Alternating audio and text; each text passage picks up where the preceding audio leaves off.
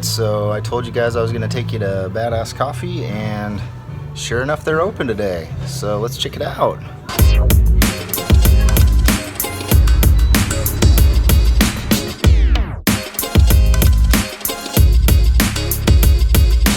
So yeah, I like to come in here and chill and watch a little poker on the iPad.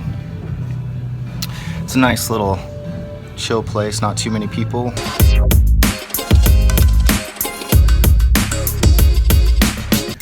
So yeah, Badass Coffee was open today, and I got up enough courage to talk to you a little bit while I was inside there. But I don't know if you noticed when that guy walked in on the video, I kind of clammed up a little bit. So, but hey, I had to conquer my fear and just give it a try and talk a little bit in public. So I'll start doing that more and more. But anyway, it's a really nice day here in Medford. It's gorgeous. We're probably in the upper 50s, maybe even close to 60 right now. The sun's shining. It's really nice out. And so I'm gonna take you guys over to the Bear Creek Greenway. It's a nice trail along the Bear Creek here in Medford. So let's head over there.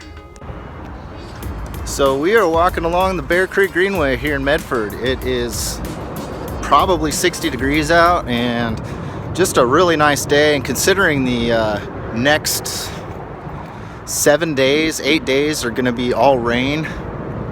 I mean, look at the forecast, it's awful. This is a good opportunity to get out and see it. So we're in downtown Medford, so there's a lot of bridges and a lot of traffic noise in the background, but you got the greenway right here and got a nice path. See, there's somebody coming up there. I'm sure I'll clam up once he gets a little bit closer because I don't like talking in public yet. But yeah, it's a really nice day and I'm enjoying it. So did you notice how that guy rode by on the bike right when I said I don't like talking in public? I thought that was outstanding timing. Tonight we're gonna jump in another poker tournament. We're gonna play a $25 buy-in with the $10 add-on, the pretty standard poker tournament that I play usually. We'll see how we do. My buddy Troy is gonna be there again, so he's been looking to bust me out and felt me, so we'll have to defend against Mr. Troy. But I just wanted to say hello to all my new subscribers. I got like 100 new subscribers after my last video, so hey everybody, thanks for following me and subscribing. Anyway, yeah, this path's pretty neat. You can see the water there behind me. It goes right next to it all the way out to Central Point, a suburb of Medford here. So I got a couple of fun trips coming up. Going to Reno here in about a week and a half. Gonna fly from Reno to Denver to go to ChaserCon. That's a storm chasing convention. Yeah, I know, I'm a nerd. I'm not ashamed. So yeah, I'm gonna make a vlog while I'm in Reno. Probably play a tournament there, see if I can record some action there. And then I'm gonna make a vlog for ChaserCon. I think that'd be interesting. I don't know if I'll get any poker in there, maybe. But yeah, ChaserCon's pretty neat time, so we'll put that in the vlog too. So I got a couple of exciting opportunities coming up. So enough of me talking. Let's play some poker.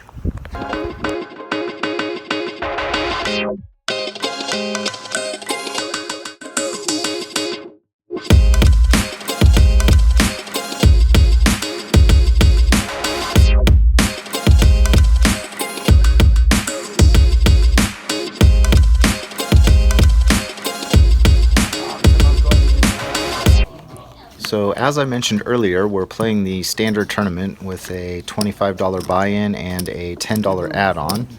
And in this hand, we're in the big blind. We look down to find ace clubs, 4 spades. We have 4 limpers ahead of us, and we go ahead and check our option. I'll give $5. The flop comes 10-3 deuce with 2 clubs, so we have a gut shot to the 5 and we have a backdoor nut flush draw. So not a bad flop.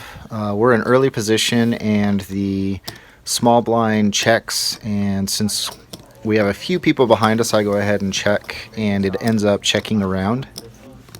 The turn is the 10 of diamonds, and I go ahead and check again, and it ends up checking all the way around again.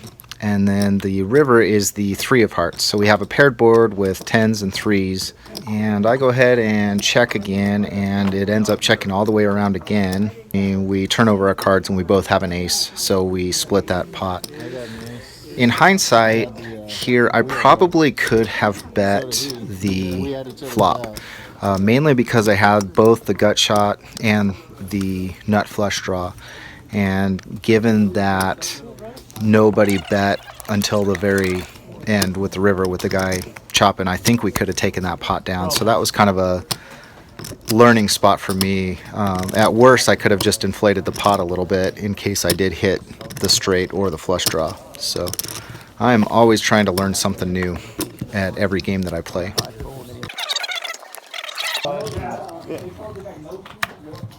Yeah. 12 now.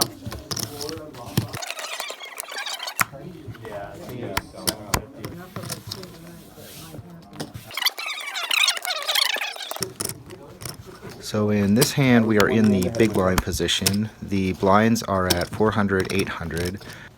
We have 4 limpers ahead of us, and we look down and find ace queen. So I go ahead and raise it up to 3,000 on top of the big blind for a total of 3,800.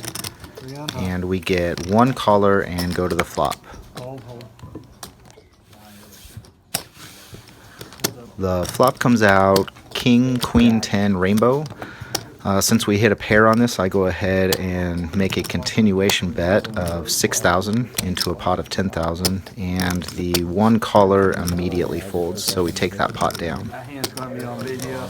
So in this hand, we are in middle position, and the under the gun position raises to 7,000. We look down and find ace queen of diamonds, and so I decide to call 7,000. Everybody else folds, so we go heads up to the flop. The flop comes out queen of clubs, 5 of clubs, 6 of hearts. So we hit the queen, and there's a flush draw out there. The original raiser bets 10,000, so I decide to go ahead and call.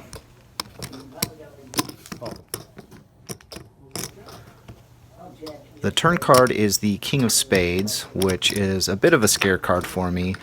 The original aggressor bets 15,000. I think for a minute and go ahead and make the call. A big ass pot.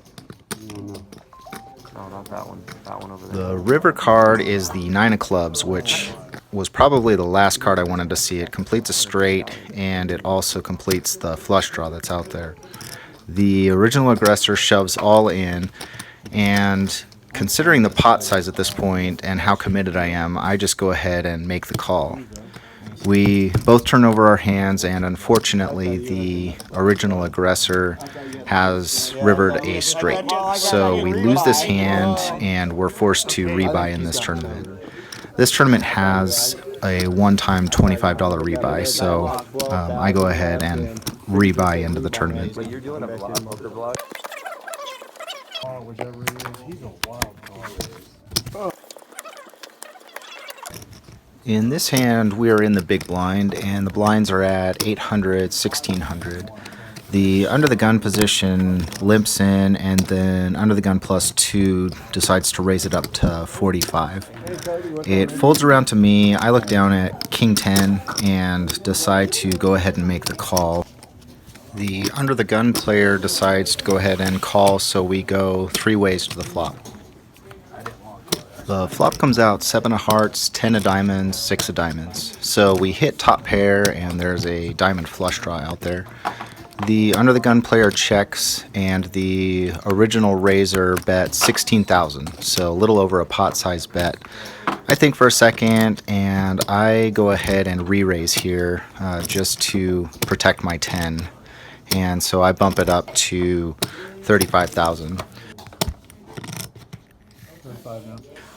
The under the gun player folds, and the initial raiser immediately folds, so we take down a nice sized pot there.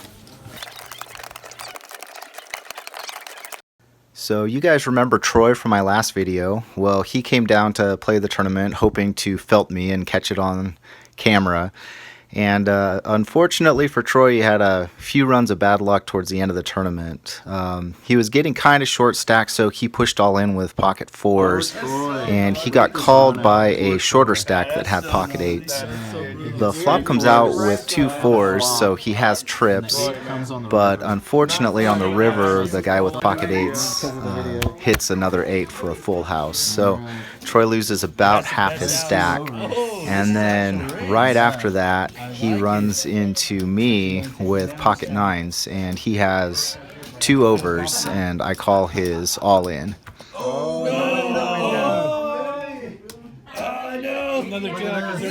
And unfortunately, right in the window, there's a 9, so I hit a set. And good old Troy, he got knocked out.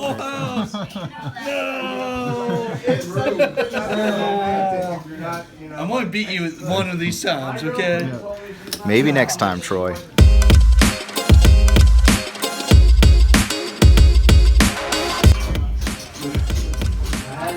And we chop for 110 apiece.